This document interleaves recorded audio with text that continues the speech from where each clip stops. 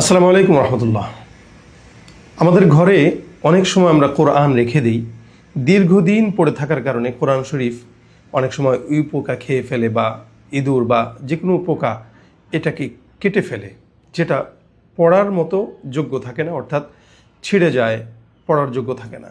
ওই সময় আমরা এই কোরআনকে কি করব? আমরা কি পুড়িয়ে ফেলবো? আমরা কি ফেলে দিব? আমরা কি বিক্রি করব? অনেক সময় আমরা দেখা যায় পুরাতন কাগজ যেখানে বিক্রি হয় ওখানে কোরআনের পৃষ্ঠা পাওয়া যায়, কোরআনের পাতা পাওয়া যায়। আদৌ এই কাজগুলো কখনোই করবেন না।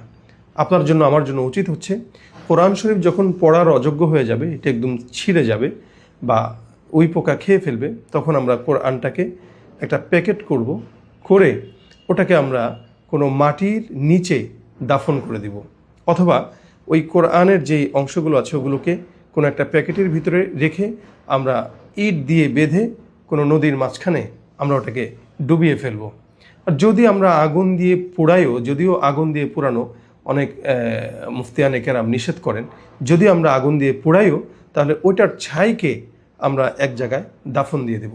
তবে সর্বোত্তম হচ্ছে কোরআন যদি ছিঁড়ে যায় তাহলে ওটাকে পড়ার অযোগ্য হয়ে যাওয়ার পরে মাটির নিচে দাফন করে দেওয়া। আল্লাহ পাক আমাদেরকে কোরআনের সম্মান বুলন্দ রাখার তৌফিক দান করুন। আমিন।